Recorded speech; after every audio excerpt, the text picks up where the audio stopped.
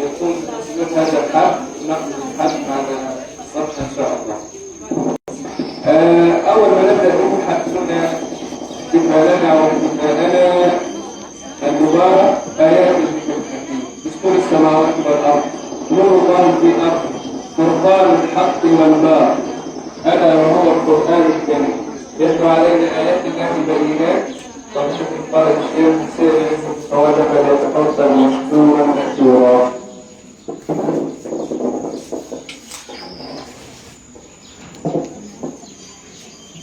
أعوذ بالله من الشيطان الرجيم.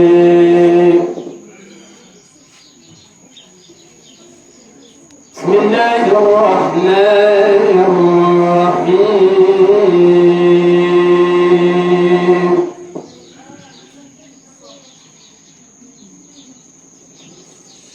وبالحق أنزلناه وبالحق نزل وما أرسلناك إلا مبشرا ونذيرا.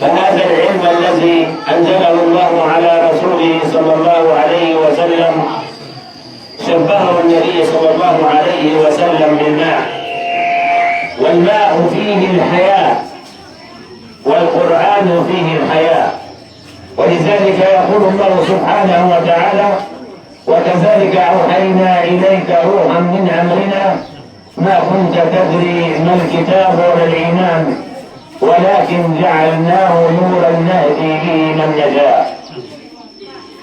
الله سبحانه وتعالى جعل هذا القرآن هداية للبشرية، هداية للبشرية، ولذلك يقول الله سبحانه وتعالى: ألف لام ميم ذلك الكتاب لا ريب فيه هدى للمتقين. لماذا هو هدى للمتقين؟ لأن المتقين هم الذين عرفوا معنى القرآن، وهم الذين اهتدوا إلى هذا القرآن وعملوا بهذا القرآن. ولذلك يقول صلى الله عليه وسلم: من سلك طريقا يلتمس به علما سهل الله له به طريقا إلى الجنة، وإن الملائكة لتضع أجنحتها لطالب العلم رضاء بما يصنع، حتى الحيتان تسبح لهم أو تستغفر لهم. سبحان الله وتعالى. الله سبحانه وتعالى يقول: الذين يحملون العرش ومن حوله يسبحون بحمد ربهم ويؤمنون به ويستغفرون للذين آمنوا.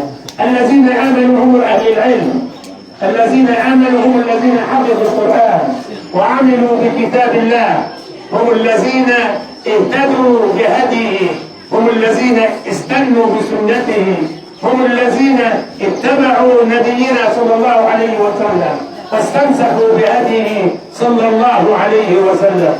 ولذلك يقال في معنى ذلك أن أبا أمامة الباهلي رضي الله عنه ذكر عند رسول الله صلى الله عليه وسلم العابد والعالم، وقال: العالم مثله كمثلي على أدنى واحد منكم. يعني العالم مثله كالقمر في ليلة البدر.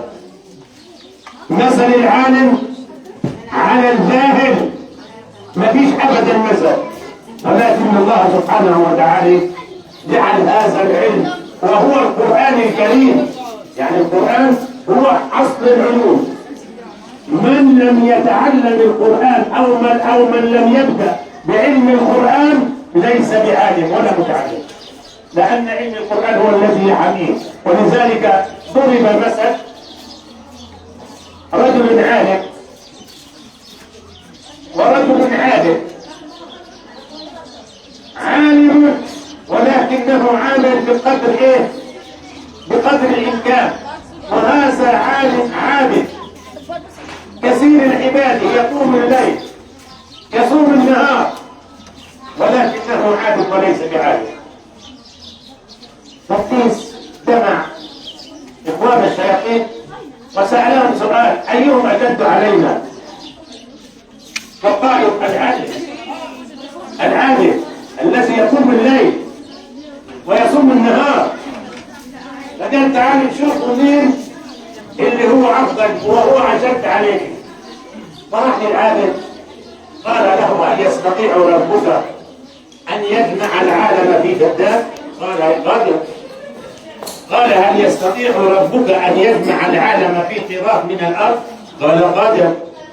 قال: هل يستطيع ربك ان يجمع العالم في متر من الارض؟ قال: قادر. قال: هل يستطيع ربك ان يجمع العالم في بطنه؟ قال: قادر.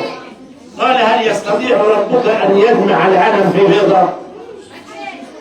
فالعابد توقف عند البيضة. العقل بتاعي لا يستطيع ان يستوعب ان يكون كل هذا العالم في البيضة بقدرة الله. ولكن عندما راح للعالم، الرجل هذا سقط فيه الاختبار، فقال: هذا الذي خرج من ديوان العبودية بسبب عدم فهمه لصفات الله سبحانه وتعالى. راح للعالم قال له هل يستطيع ربك أن يجمع العالم في قراط من الأرض؟ قال قادر ومقتدر. قال هل يستطيع ربك أن يجمع العالم في متر من الأرض؟ قال قادر ومقتدر. قال هل يستطيع ربك أن يجمع العالم في بطيخه؟ قال قادر ومقتدر. قال هل يستطيع ربك أن يجمع العالم في بيضة؟ قال له وإن عملت لقيتها تلاقي فيها فراغ، يعني سعة العالم كله وكله بقدرة الله جوا هذه هي البيضة. قال هذا هو العالم الذي لا نقدر عليه.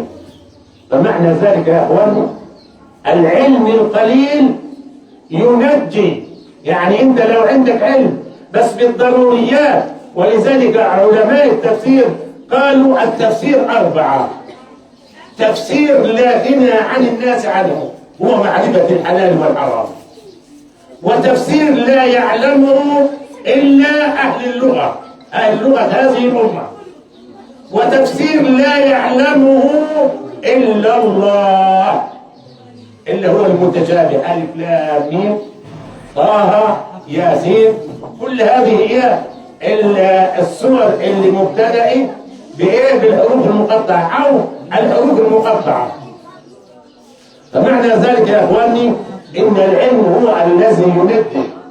فندعو الله سبحانه وتعالى أن يعلمنا ما ينفعنا وأن ينفعنا بما يعلمنا. اللهم يا من علمت آدم علمنا، ويا من فهمت سليمان فهمنا. اللهم اجعلنا من المسلمين لك ومن ذريتنا أمة مسلمة لك. اللهم اهدنا واهد بنا واجعلنا من الهداة المهتدين. وأقول قولي هذا والسلام عليكم ورحمة الله، وبارك الله فيكم وفي أبنائكم وفيما حفظتموه من القرآن. وندعو الله سبحانه وتعالى أن يجمعنا مع أهل العلم في مستقر رحمته وهو القادر على ذلك. والسلام عليكم ورحمة الله. شكرا شيخ عبد الرزاق بارك الله فيك. طبعا بارك الله فيك. احنا كل حرف تكريم وتشريف، لكن دائما بنقول في كل الحفلات او في كل التكريمات ان حفظ القران على قدر ما هو تشريف وتكريم لكنه تكليم لوصايا وصونا بها مشايخنا فهم نص بها كل البلاد.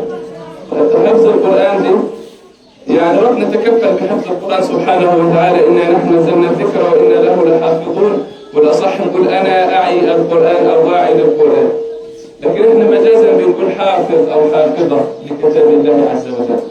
فابنتنا دينا بارك الله فيك، خليك معنا، ده وصية لك وحتصير عندي أمان زي ما وصونا مشايخنا ألا ترد يدنا مثل القرآن.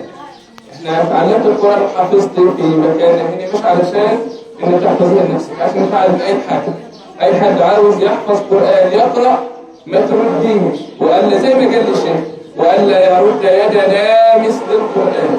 حاجة على وقتك وعلى جهدك وعلى نفسك وعلى حاجات كتير جدا هتواجهك بعد ما تكبر شوية. تشوف إن أنت ما تقدرش تقولي لا ما حفظش أو ما نقرأش وفي نفس الوقت ما عندكش الشاهد من ذلك. ده أمر مهم جدا. هذا القرآن ده تكليف قبل أن يكون تشريف، وتشريف طبعا وتكليف في نفس الوقت. ده أمر مهم. الأمر الثاني إن تعمل إيه بالقرآن؟ ما تهجرش القرآن. مش معنى هجر القرآن إن أنا ما نقراش أو في المصحف أو لا.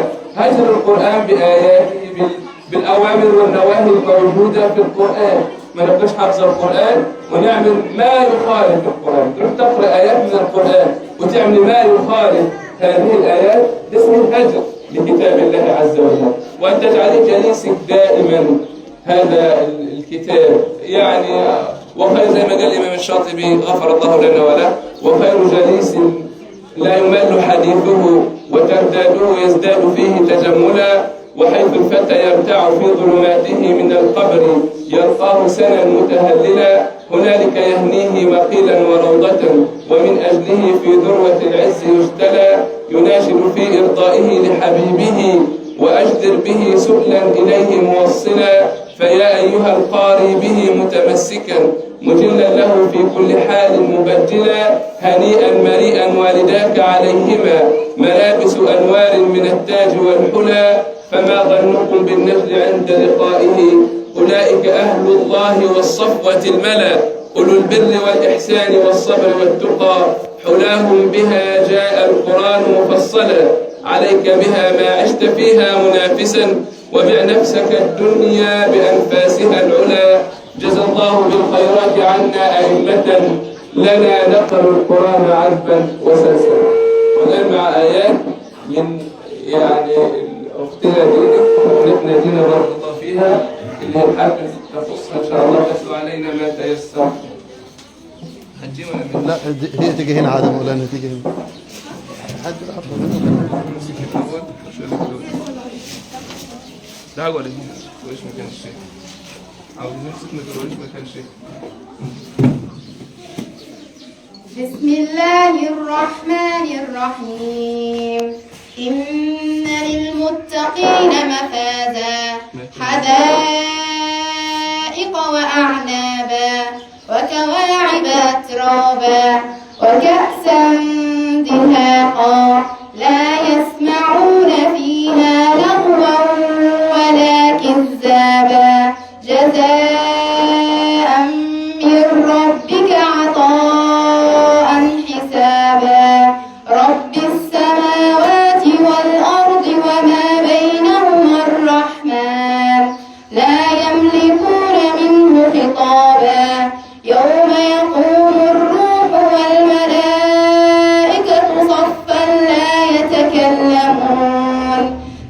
يتكلمون إلا من أذن له الرحمن وقال صوابا ذلك اليوم الحق فمن شاء اتخذ إلى ربه مآبا إنا أنذرناكم عذابا قريبا يوم ينظر المرء ما قدمت يداه ويقول الكافر يا ليتني كنت ترابا. بارك الله فيك. صدق الله العظيم. تقبل الله منا ومنك ان شاء الله. ويقرأ ميزان حسنات والديك ان شاء الله. ما تنسوش القصه بالذات الارض صحراء تواب بارك الله فيك. معلمة المكتب وزميلاتنا لكم للامر ان شاء الله. وعاوزين الله حد يبقى معانا على طول. عاوزين في كل مكان.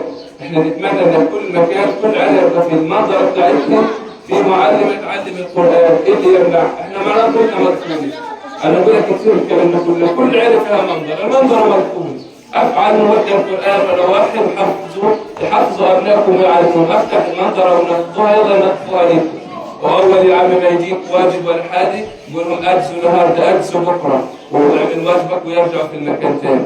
فدي امر مهم جدا احنا ننشر القران، احنا نهتم بكل شيء الا كتاب الله عز وجل. وده امر محزن يعني بصراحه نقولها كتير في كل المحافل ان الناس بيستهينوا بحلقه القران. لو تعارض درس الانجليزي وحلقه القران بيبدي درس الانجليزي ودرس الرياضه ودرس التكنولوجيا ودرس مش عارف ايه على حلقه القران ما يروحش. وهم ما بيساعدوا على ذلك. يا عم روح المكتب وفاتح بدل ما تروح ما تروحش ابدا براحتني. المكان ما فات وقت تروح الدرس فاتك لكن الدرس اضرب وعارف يبنى على المصروف. امر محزن لما نسمع هذا الامر. فلذلك اولاد الامور مفترض تهتموا شويه بكتاب الله عز وجل لان هو اللي هينفعكم والباقيين. انا لما نحفظ ابني القران او ابني يحفظ مش لازم انا نحفظه كذاتي يعني ابني يحفظ القران هيكون لي نفع في الدنيا والآخرة قبل الدنيا. من أراد الدنيا فعليه بالقرآن ومن أراد الآخرة فعليه بالقرآن ومن أرادهما معا فعليه بالقرآن. كل حنو أديك مثال في نفسي. أنا أبي مات الله يرحمه ويرحمني ينفع القرآن اللي قرأه وما علمت أنا من القرآن اللي تعلمت أنا وأبنائي اللي يقرؤون القرآنات هم اللي رايحيني. لكن كل اللي ترك يكشف ترك لنا ملك الدنيا هيفيدك بشيء مش هيفيدك بشيء. والامر بالنسبه لي وبالنسبه لمحمد الصور بالنسبه لكل الناس لازم امر وده امر مهم جدا ان يعني ننشر القران. احنا نحافظ على هويتنا ولغتنا الكتاتيب والقران. احنا الدول احتلتنا فرنسا. طب احتلت الجزائر واحتلت تونس. اللي قاعد مصر تتكلم لغه عربيه الجزائر وتونس أعزنا وأعزكم الله، يعني تحس إنها نص كلامهم ما فاهميناش ليه؟ عشان وصل فيها كتاتيب وفيها الأزهر، فيها الأزهر الشريف محافظ على اللغة، وفيها كتاتيب كانت زمان يكتبوا على الروح، اكتب القرآن اللي هكذا. فالشاهد من ذلك يعني احنا ما نتركش مجال إلا ونتكلم في هذا الأمر وننبه عليه، عشان احنا مطالبين كمشايخ نبلغوا. أنا هل بلغت النبي صلى الله عليه وسلم؟ اللهم فاشهد، ويوم القيامة كل واحد مسؤول عن نفسه. الآن داروا بعض الهدايا احنا يعني مقدمينها للمفدين بارك الله فيهم. نبدأ.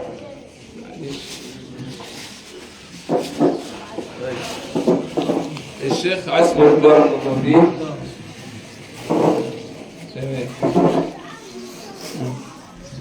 دي هدية من دار عمر بن الخطاب لتحفيظ القرآن الكريم. شيخ اسمه كتاب رياض الصالحين كلام سيد المرسلين. طب شبكة أبناء الغداء شاركت معاني وجميل لها هدية حلوة بسم الله ما شاء الله. أنا عاوز واحدة زيها، أنا المحفظ أنا والأب صحاب. أيوة معناها فرصة صح ولا لا؟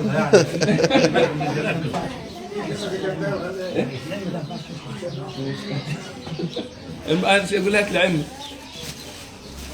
طيب بسم الله.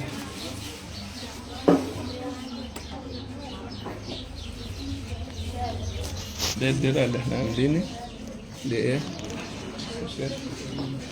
ما شاء الله ما شاء الله لا قوة إلا بالله. والله حضرتك يا استاذ احمد وجزاك الله خير يا شيخنا.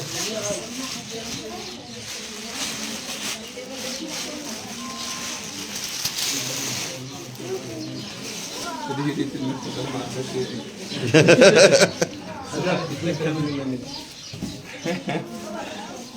بدها الدرع عشان تصور فيه.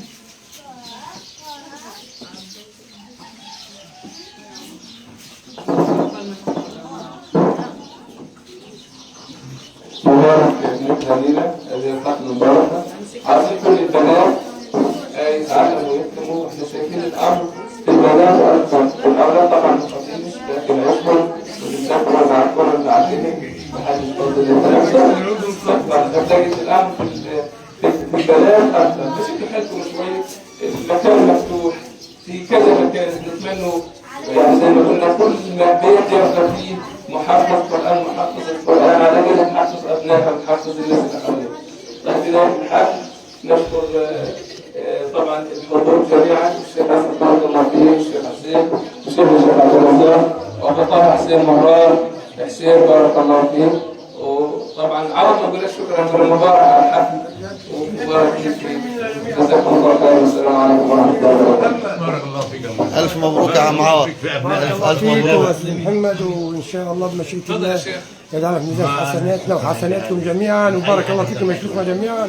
جزاكم الله خير، والله يجعل في ميزان حسناتك وشد حالك يا استاذ احمد مع الكل، وان شاء الله بمشيئة الله ربنا يجعل في ميزان حسناتك ونطلعوا جيل صغير ان شاء الله قرآن. إن شاء الله بإذن الله. ربنا بارك الله يحفظكم. فيك يا محمد. الله يبارك فيك، ربنا يحفظكم، ربنا يكرمكم، ربنا يبارك فيكم. كنا معاكم من دار كتاب الوحي و طب احنا دي قبل ساعة دي وتدي الناس لحظها ناشف على التصرف.